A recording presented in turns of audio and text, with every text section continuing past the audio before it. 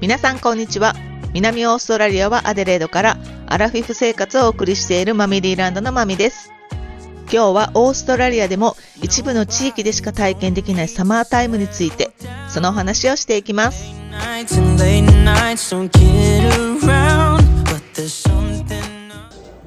皆さんはサマータイムについてどれぐらい知っていますか？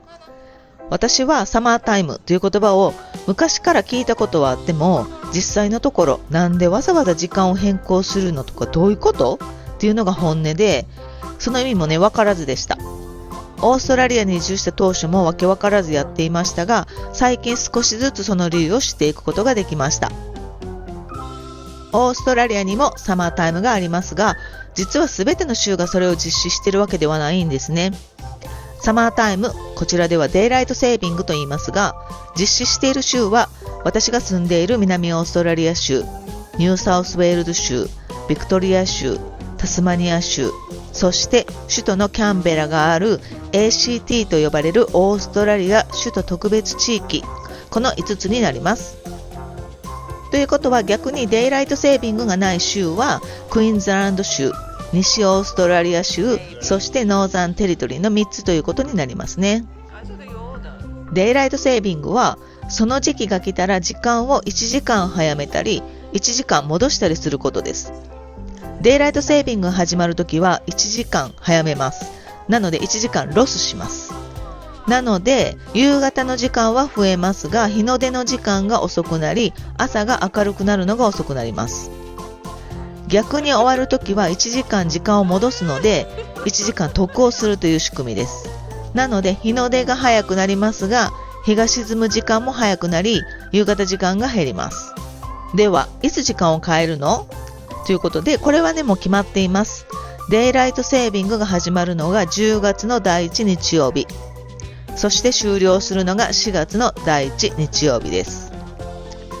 南半球なので、10月は春になって1ヶ月、これから少しずつ夏に向けて暖かくなっていくよっていう時期。そして逆に4月は夏が終わって秋が深まり、冬になっていく時期に時間を変更するという仕組みです。じゃあなぜデイライトセービングをする州としない州があるのか。これはね、それぞれの州でするかしないかを決めれるそうです。実施している州は主にベネフィットとして夕方の時間が長くなり、大人子供関係なくみんながアウトドアで楽しむ時間が増える。それによってイベントなどが開催されることでエコノミック的なベネフィットもあるということだそうです。これはね、割と過ごしやすい夏の気候がある地域だからのベネフィットのようです。アデレードに関して言えば、ビクトリア州やニューサウスウェールズ州とともに時間を連携させて、ビジネス的にも支障がないようにしているという考えもね、あるみたいです。私本当にね、ここまで深い意味があったなんて思ったことなくって、実際調べていくうちに、奥深いんだなと思いました。でも反対している人もたくさんいるみたいなんですけどね。私の周りではデイライトセービングが好きな人がほとんどですけど、やっぱりね、嫌いだっていう人ももちろんいます。嫌いっていう人のね、ほとんどの理由が夜早く寝たいのに明るいから寝れないっていう理由ですけどね。ここまで聞いて、皆さんがもしどちらかに住まなければいけないとなったらどちらを選択しますか？私はデイライトセービングなんて知らずに、とりあえず南オーストラリアはアデレードに移住してきましたので、選択の余地はなかったですよね。ではこれを知った今、違う州に引っ越ししたいかと言われれば答えはノーです。確かにアデレードは冬は寒いし、雨ばっかだし暗いし、さらに時間を変えなきゃいけなかったりするけど、私はデイライトセービング中のアデレードが大好きです。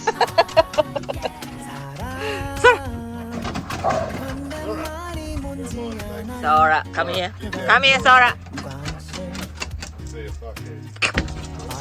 Sora, stay. 私がアデレードで11年生活してきて思うデイライトセービングのいいところ、悪いところを少し。良いところは本当に日が長い。一番長い時はお袖で8時に仕事が終わってもまだ明るくてサンセットを見ながら家に帰れる。職場から10分ぐらいのところに住んでいた昔はお袖でも朝と夜空の散歩に行くことができてました。田舎暮らしの今ではね、それは無理なんですけど。そして活動量が増えて作業効率も上がる。特にガーデニングや外での作業をしたい時には、昼間時間が長いと割と遅くまで作業できるので嬉しいですね。さらに外で過ごす時間が増えるっていうことは、自然に触れ合う時間も増えるので、私は好きです。本当に暗くなるまで外のデッキで過ごすことなんてこともザラだし、外で夕食を食べるのもしょっちゅうです。イベントもね、本当に盛りだくさんなんですよ。アデレード最大のお祭り、アデレードフリンジも夏でデイライトセービングの時期だし、その他にもね、たくさんイベントがあってワクワクします。まあね、アデレードは冬でもね、たくさんイベントはあるんですけどね。次にね、悪いところ。悪いというか私があまり好きでないところ。そのね、デイライトセービングが終わったら、一気に日が短くなって、なんかね、途端にね、寂しくなるんですよ。よくみんな鬱になるわーなんて言ってます。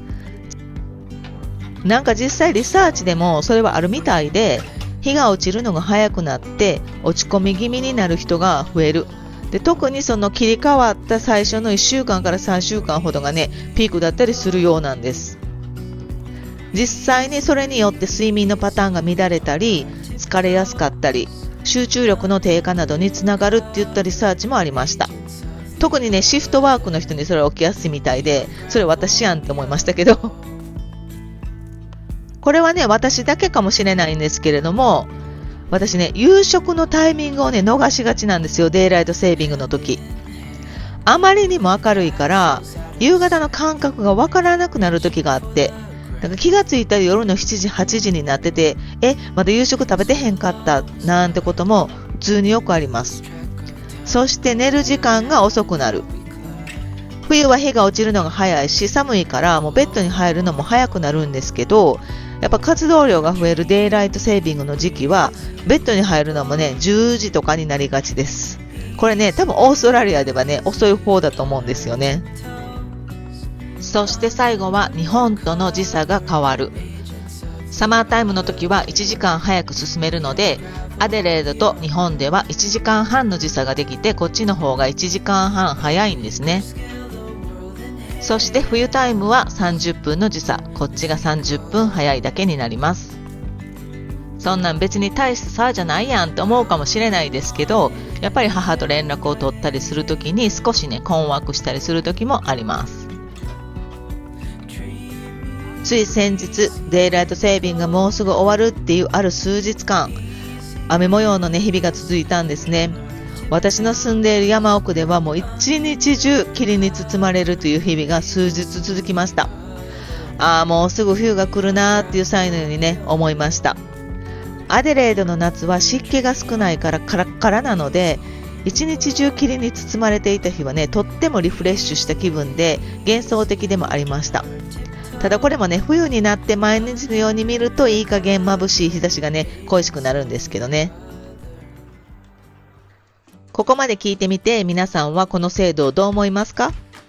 自分が生まれた町やから、仕事でそこに住まなあかんから、家族のため、好きで今の場所に住んでいる、などなど、なぜ今の場所に住んでいるかは人それぞれだと思います。でも、住んでみてわかることってほんまにたくさんありますよね。私も全くほぼ知識ゼロでアデレードという町に移住してきて、まさかこの町がこれからも自分が住み続けたい町になるとは11年前に思いもしなかった。今日はデイライトセービングという気候に関することに焦点を当ててアデレードを紹介してみました。皆さんは自分の住んでいる町が好きですか？好きな理由、あまり好きじゃない理由などまた教えてくれたら嬉しいです。本日も最後までご視聴ありがとうございました。それではまた次回の動画で。バイバイ。